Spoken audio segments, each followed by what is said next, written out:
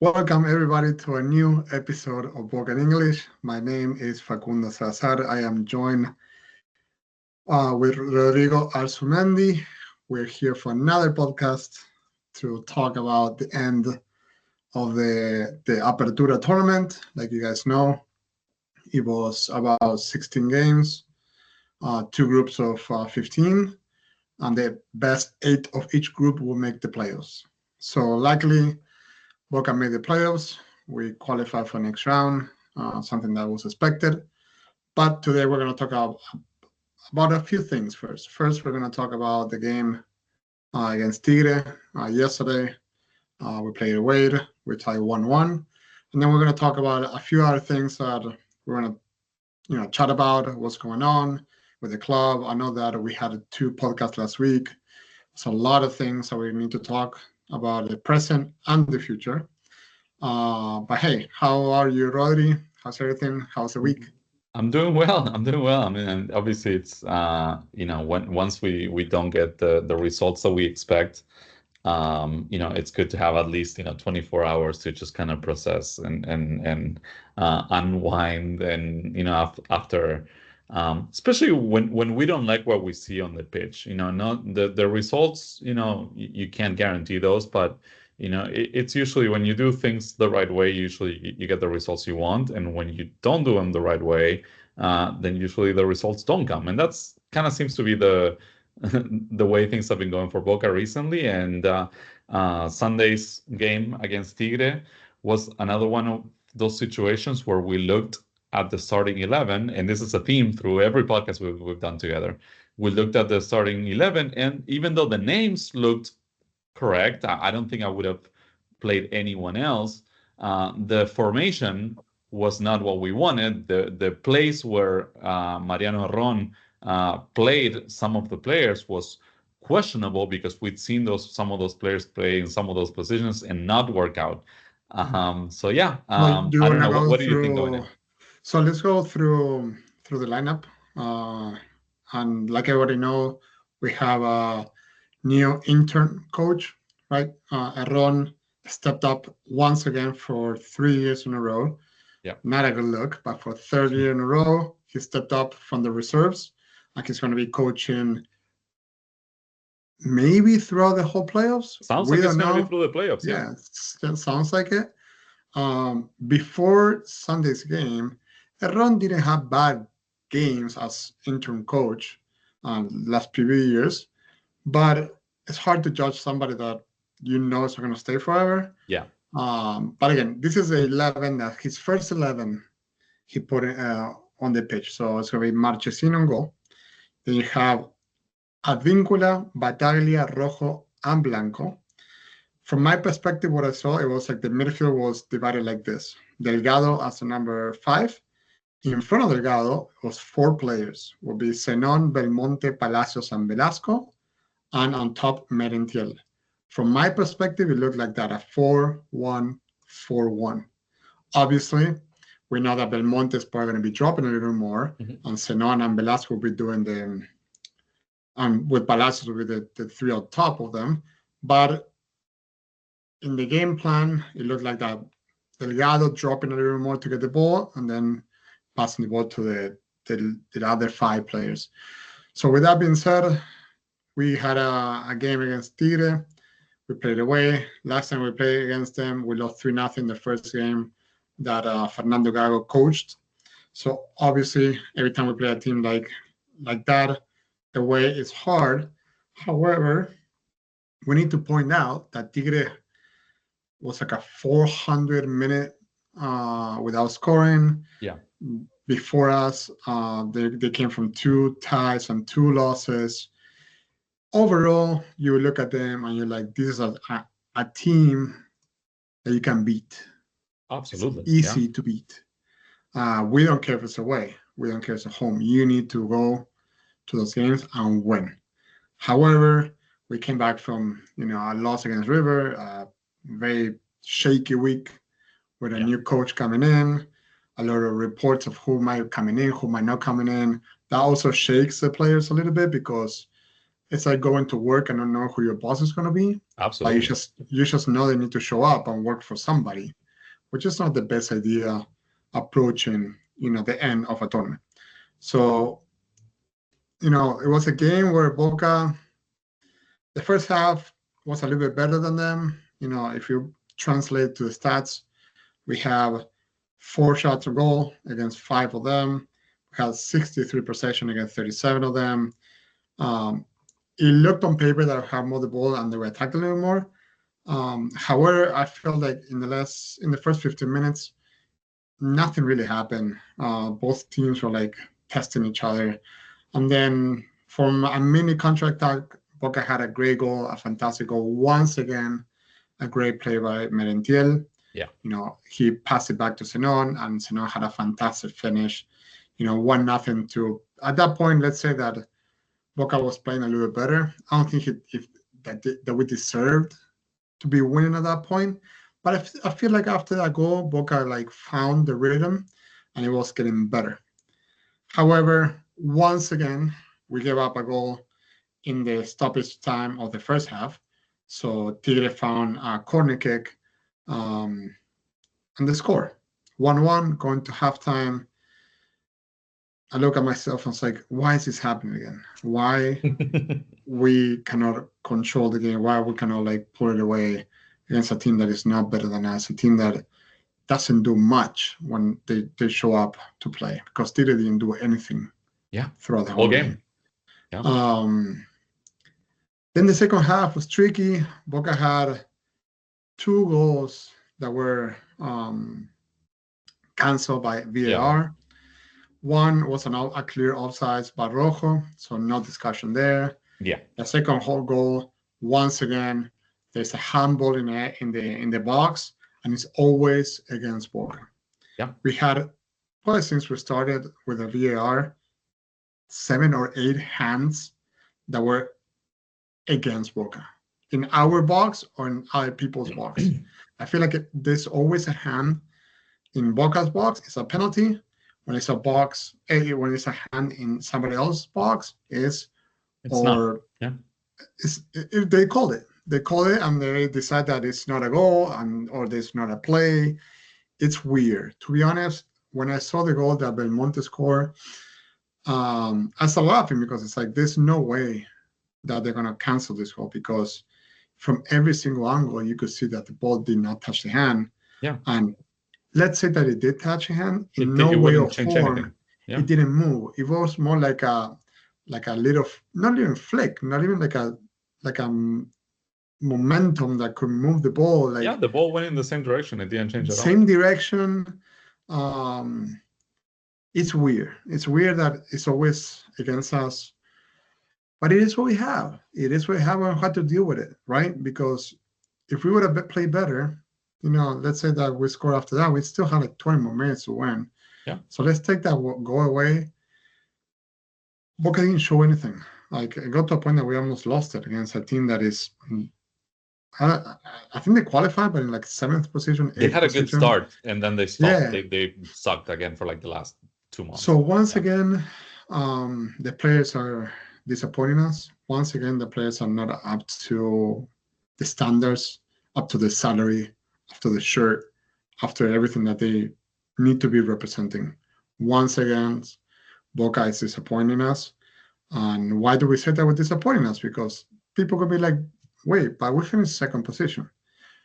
We were 5 points ahead of the second team 2 games ago. And now we finished the tournament, finished 2nd, so we don't have home advantage against Argentinos anymore. And then if you look into the annual table, which is once again important for a team that didn't qualify for the Copa Libertadores in the last 2 years, instead of being 6 points ahead of the 4th team, now we're only 2 points ahead. So it is very disappointing. So what's going to happen now? This is what's going to happen. We're going to go to the playoffs with a team that is down mentally, a team that seems to be down physically because we keep getting injuries, a team that doesn't have a coach, a team that doesn't know how to play because they don't have a winning style anymore, and a team that knows that anybody can come and fight them and beat them. Simple as that. So that's my little take about the Tigre game. Rodri, it's up to you. The camera is yours. Yeah, yeah, no, I mean, I agree with pretty much everything you said. I think it's very unfortunate that uh, after the Alianza Lima debacle, it seemed, and even the funny thing is that like for that second game against Alianza Lima, that's the first game that Gago started playing that 4-3-1-2. And we won that day. Obviously, we lost on Piques. We should have beat that team 7-0 because they're absolutely horrible. But like from then on, we went on this streak where we won, I think, 8 of 9 or 9 of 10. And playing pretty good football and winning, at home pretty much everything, and then winning a lot of games on the road, which is something that it had been hard for us to do. So we found something. We had the formation, we had the players. Even when some injuries happened, like Belmonte came back and he started playing well, and then Jimenez was playing well for a while, and then we still had Merentiel off the bench. Just a lot of different players were contributing, and things were going well. We found a formula with a system that is very familiar to the players and to the fans.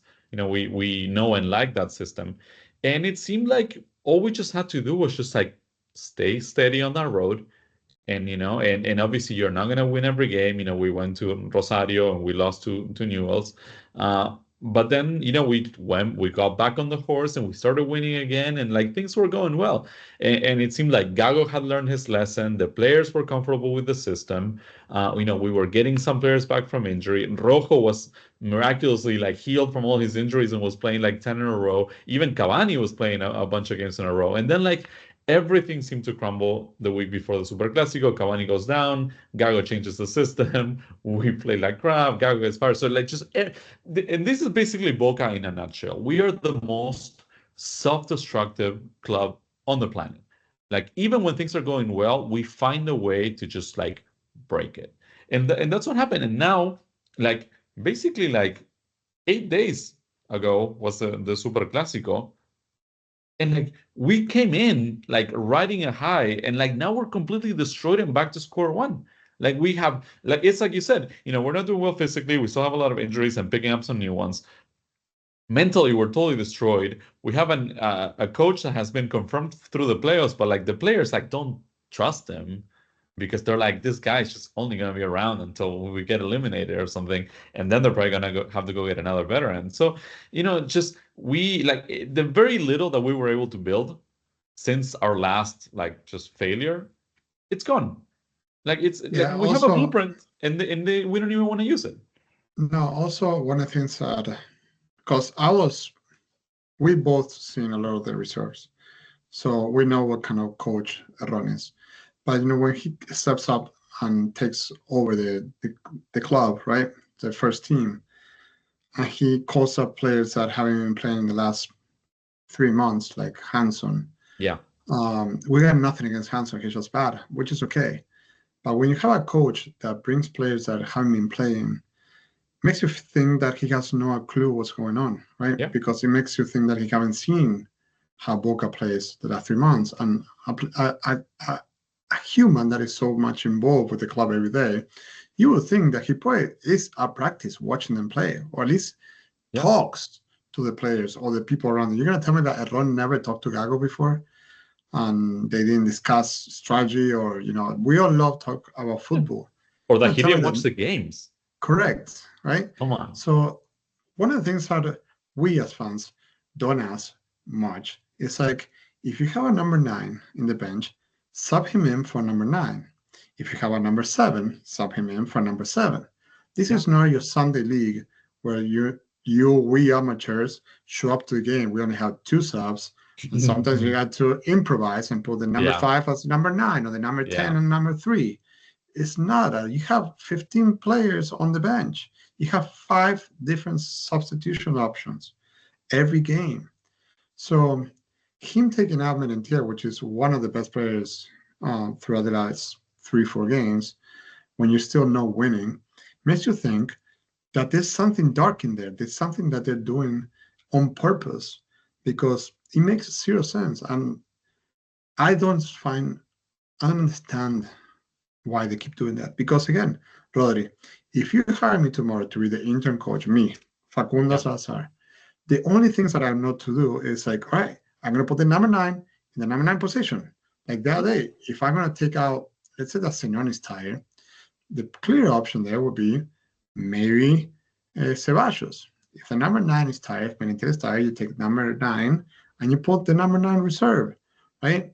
Back in the day, in 1998, you have Palermo, Barijo, and then if Barijo got injured, you have Moreno coming in, right? Yeah. So simple as that. You never seen something different, you know. So it makes you think that it's something so rotten right now with the team, Yeah. with the institution, that it makes you think like, why is Herrón making these decisions? Why are we shooting ourselves in the foot every week? It feels like, I don't know. I apologize to our listeners, but it seems like we're being very repetitive and like we're like No, but that's Boca right now. anti Boca or anti Riquelme or anti Herrón. It's just so difficult to justify what they're doing, because it's like, I don't know, aren't they seeing whatever is seen? Like, I mean, I'm gonna tell you this substitution. So Velasco came out for Ceballos, makes sense. Then Merentiel came out for Hanson, makes no sense. And then Dalmazo came in for Belmonte. And that's pretty much it. Like, when you look at those players coming in to try to win you a game, you know that you have no team. There's nothing to save you, right? Yeah. So we have a big problem that we have to find a solution soon. And it's going to be tough. We only have, today's Monday, we have 4 days till the next game, the first playoff games. You tie, you go to PKs. Yeah, and we haven't been doing well though. Yeah, correct. So you can easily be done with your season in 4 days. So what are we doing to get to the next step, right? So when you look at the championship team, what are we doing that our teams are not doing for us to actually be champions? Are we doing something different? Are we doing something better? Are we actually no finding a solution to all these problems? We're not. No. So we're actively doing things wrong, I would claim. So I think Boca is a club where like if you could do the simple things, like we would just probably win titles left and right without even trying much, just based on the fact that we know we're one of the more powerful teams. We have an expensive roster, maybe not a great roster, but they're certainly are expensive and experienced. So we have this situation, like you mentioned, Merentiel goes out. There's some rumors that he had a muscle thing, and they wanted to preserve him for Saturday against Lanús, because obviously he's like the last remaining number 9. So we don't want, if he's injured, then we definitely don't have anyone for the big game next weekend. But like you had this kid Valentino Simoni, he's 21 years old. He's the top goal scorer of the reserves. He used to be a former like really amazing prospect. Then he had a couple of injuries. He had an ACL, and it took him a while to get back. But like now he's back scoring every game with the reserve. So it was a great opportunity, especially with this game against Tigre. That like it was probably like the more meaningless game, because we were already qualified. Obviously, if we would have won, we would have kept first place. But like it wasn't determining anything. So it would have been a great chance for the kid to like just, make his team debut and like help the team, try to score some goals, and then obviously Herrón decides to play Lucas Hanson, who's been in Boca for about 2 years, I want to say, and he's always been injured. And the few times he's played, he's absolutely sucked. We don't know why they bought him. I mean, we have some theories that we're not gonna like explain right now, but like there might be some shady stuff behind why they signed them. But then just okay, you want to sign by players, just sign them, but like don't play them. Like it's as simple as that, and also like just Herrón, dude, it's like it's minute 70, second half, you still haven't made any substitutions. Like, come on, man, just like do something. We got 20 minutes. Like just like why did it take you so long? to make the subs. So like just Boca doesn't even do the simple stuff. He played people out of position. He played Zenon on the right. And yeah, I mean his goal came from there and he had another pretty good chance in the first half. But you can tell he's not comfortable. Like what he gains from being able to like, shoot left-footed, coming off the right and just kind of go in middle, he loses everywhere else because he doesn't know how to play on the right. When the right sideline is like it's like on his side. He looks just clumsy and lost. And then obviously he had to play Velasco because we don't have any other scorers, and you gotta play him because he has to snap out of it eventually. But then like Palacios just had another bad game because he played out of position. And then it's just like this avalanche of just bad decisions that just all add up to just Boca playing like crap against a bad team. Because Tigre is a bad team. I guess to a point that in the last few years it's been like a disease, right? So every time we sign a good player, the good example right now would be Battaglia. Battaglia was one of the best center backs or midfielders, whatever you want to call it, for the Copa Libertadores of 2024, right? So since he came here, play with us, he's been like not underperforming, but not outstanding. Like you look at, wow, Battaglia had a fantastic game. Yeah, he's been disappointing. I would say he's disappointing.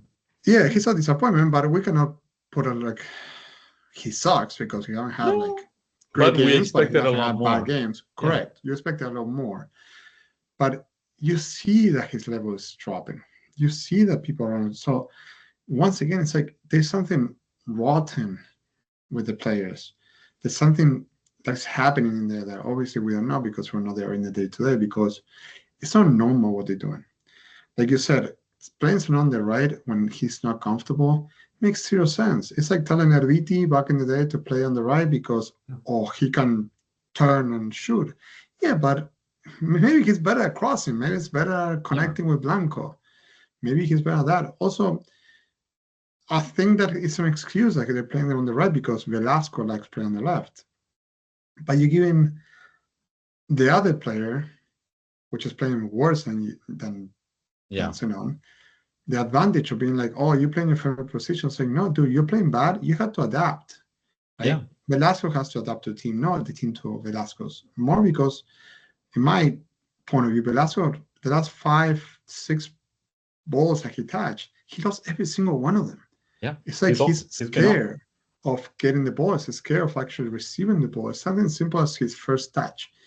First touch is everything in football nowadays. Yeah. So his first touch is not great. I mean, he lost one of the most important techniques that you need to become a footballer. So unless he doesn't train enough that during the week, he's not going to get it back. So yeah, I mean, it's pretty much what we have for Tigre. It's like it's frustration after frustration, and I feel like I don't want to speak for every Boca fan, but I feel like everybody is very frustrated. Yeah, at least 95% of the people are frustrated. We are. You look at the group chats, everybody's cursing at each other, everyone's frustrated, and it's not pretty. So if you want, I can read the bracket. So everybody knows we're going to be playing on Saturday. We're going to play in Lanús. So I'm just going to read the potential quarterfinals and semifinals. So we're playing Lanús at home. If we win, our rival will be Independiente Rivadavia or Independiente de Avellaneda. We don't care who wins. It doesn't matter who wins. We're still going to be home against those two teams. Yes. On the other side of the bracket, we have Central against Estudiantes, Huracán against Riestra. If Central manages to make the semifinals against us, we'll be playing in Rosario. Yeah. If Rosario end up losing against one of the other three teams, we're going to have a home advantage until the final. Yeah. So the normal things that should happen this weekend would be Central beating Estudiantes, and Huracán beating Riestra, and Boca and Independiente de Avellaneda going to the next round. Yeah. So that's how we might be looking. All the other teams on the other side of the bracket, we're not going to get into it because our teams are not going to see until the final. Yeah, until the final. So it makes zero sense for us to go through it. And also the final is on a neutral field, so it doesn't really matter. There's no home court advantage. So unless we play Rosario Central, we're going to be home for the next 3 games. What do you think is going to happen in the playoffs? I think there's going to be surprises. I mean, this always happens in any playoff format, and especially in Argentina. I think last year we had a Platense against Central, was it? Like in a final? Like we've had some weird finals, and then even like the times that Boca made the finals, like we played who do we play? Tigre we played once? No, Tigre was played like a in the weird semifinal. Yeah. But you always have like Talleres? I'm trying to we remember. beat Talleres, once. The things with these tournaments that people should know that if we tie, you go directly to PKs. Yeah. So right now, this bracket seems to me like another Copa Argentina, where everybody can beat anybody. To be honest, at this point, anybody can beat anybody. The only difference, like you don't have a neutral advantage, but again, you can tie 0-0, you can tie 1-1, and you go to PKs, and PKs is a different thing. So again, you can see Estudiantes, who haven't won in the last 7 games, is playing Rosario Central, who is the top of the table. They can easily tie 1-1, go to PKs, and Estudiantes can eliminate Rosario Central in a heartbeat, or score a goal, back down, and that's it. Yeah. So it's going to be a very interesting format.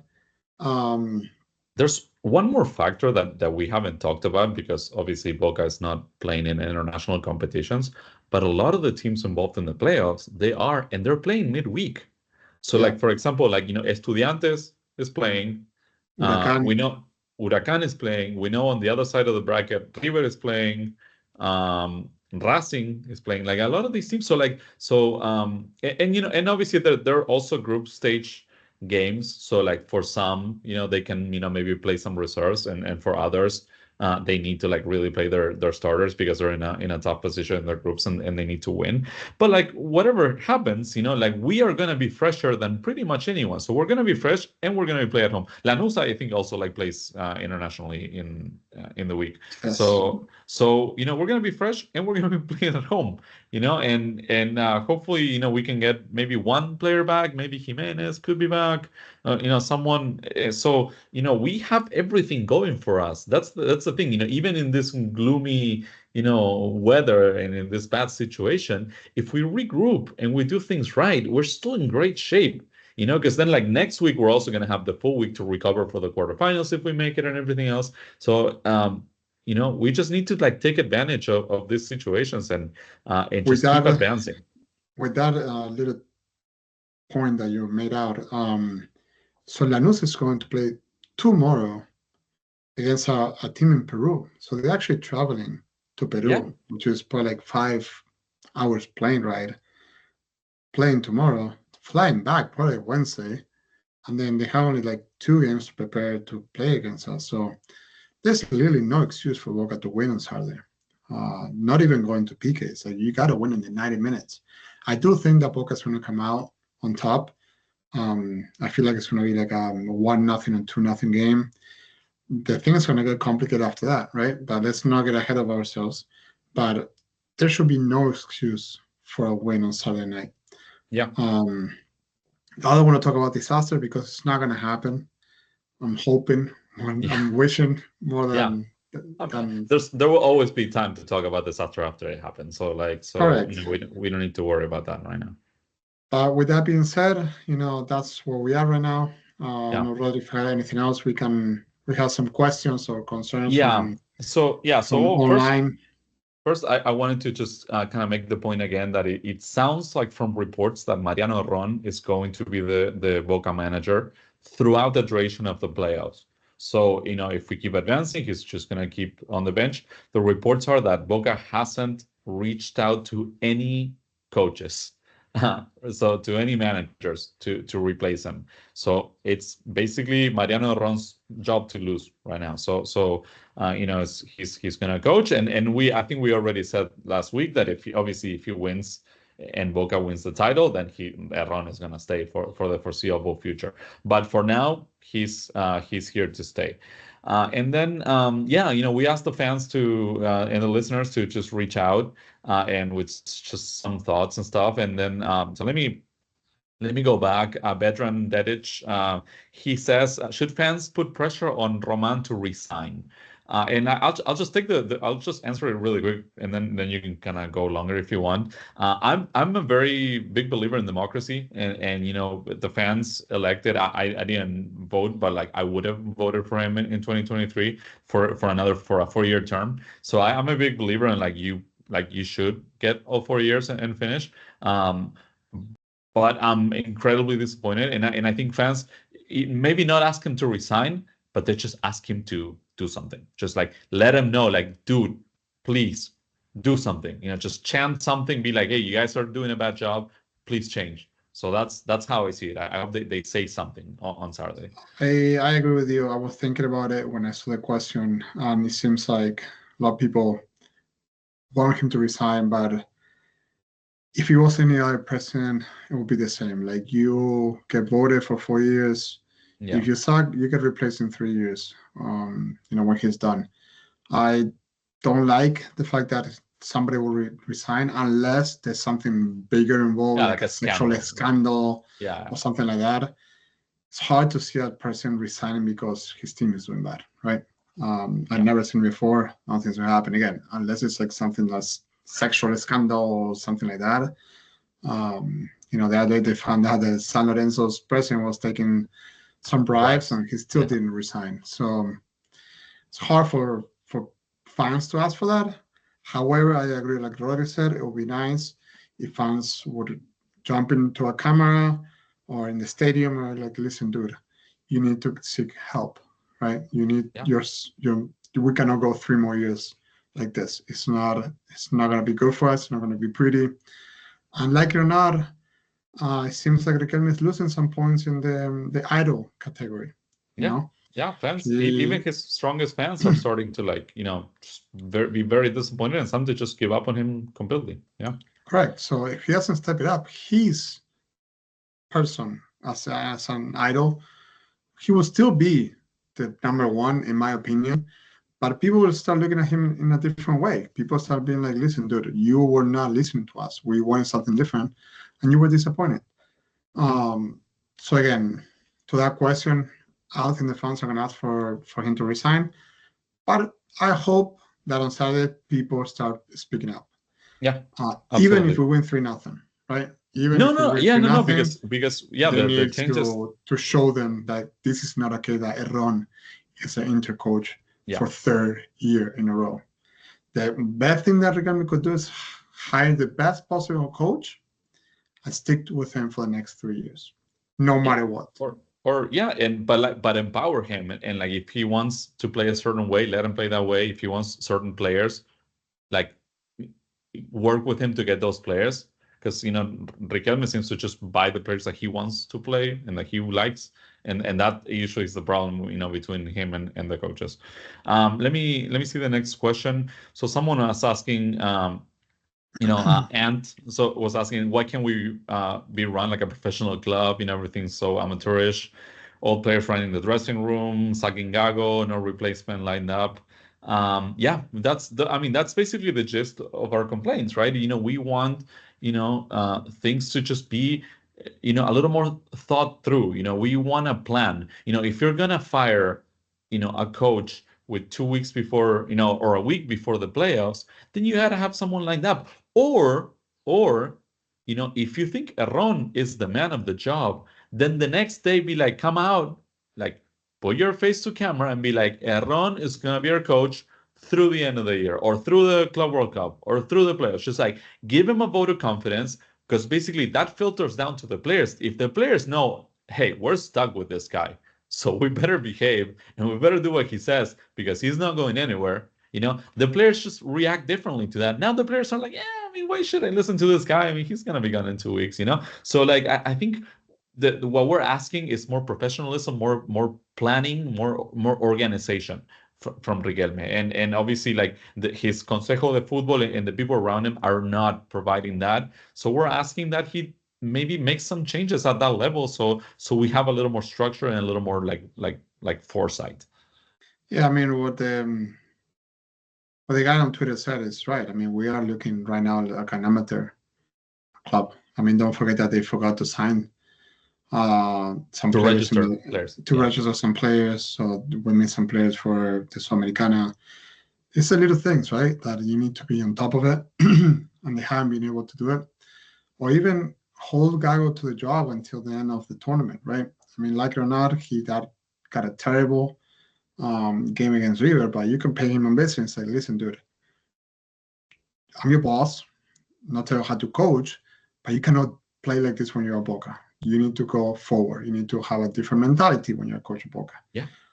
You can even tell people, say, hey, Gago's going to be gone after the tournament ends, and we're going to find another coach. Like, have some initiative. Right now, I don't know what the press is saying, because there's some press are saying that they have zero contact with coaches, and there's others that said that they're already talking 4 times with Milito. Yeah. One of the things that this presidency does every year when they try to hire a new coach, usually the coach that's been hired or talked to, we know nothing. Like there's no information, no real information. It's like just journalists shooting at different goals to see where they can score.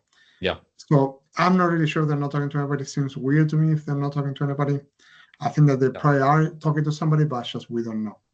Maybe that's a wish as well. If I go from experience and from what we've seen, I think they want Herrón to stay, and they obviously, but there's no, I don't think they're gonna be able to keep him around if he doesn't win the title. So it's they're just giving Herrón the shot to just earn the job, and if he doesn't, I just think they're gonna have no choice but to go out and get someone. Whether it's does Herrón wants the job. Who knows? I mean, obviously, because if you're Herrón, you're in the reserves. You have solid 3 more years of contract. Yeah. You don't want to get sacked in 3 weeks, right? Or lose your job. Yeah. No, but I think that if he gets, if you keep him on a permanent basis, you have to kind of sign him through the end of the year. At the very least, you have to sign him to a 1 or 2 year deal. And if you get fired, you get paid the whole contract. So. But yeah, I don't think I believe more the reports that say that they haven't talked to anyone yet. Thank you. So yeah, so he's correct. We look very amateurish, which is sad because if you want the people to take care of your club as professionals, because they are managing a lot of money, they're managing a lot of things that happen in the club. We pay a lot of money every month to make sure that our membership stays active. And when you have people that seems to not know what they're doing, makes you wonder, right? Again, I am very disappointed. I'm one of the Riquelmistas that is very disappointed. I fought against a lot of people, a lot of friends to defend them. But it gets to a point that you have to admit that maybe I make a mistake or maybe they keep making a mistake. And they are showing us that they keep making mistakes week after week after week. Yeah. All right. Next. Yeah. And just the final question is about the training staff and why, we get so many injuries and whether how do we deal with Cavani given that, he just can't seem to stay healthy. I can just say that we have a lot of really old players. I mean, and obviously a lot of our older players are kind of like the most important ones, like Rojo, even like Bataglia. Marchesín is pretty old, or old for like soccer, years, right? Advíncula is kind of older. They're all kind of like on the 35 or close or even more than 35. And just players get old and they start breaking down. Ander Herrera is another player. So just the solution is like, I mean, most of these guys, I would say they're pretty professional. Maybe Rojo is like the exception, But like, all the other guys, I mean, they've been very professional, very kind of taking care of their bodies throughout their careers. So it's not like they're out partying, except again, with the exception of Rojo, who's probably out partying, So just the solution is to buy younger players, just going forward. I think that's one.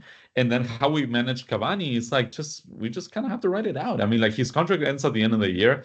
The way things are going, I don't expect it to be extended. Same with Rojo, same with Romero, and Fabra also, expires at the end of the year. Seems like everything's lining up for like the end of 2025 to be kind of like an inflection point where like we finally get like the renovation of the roster.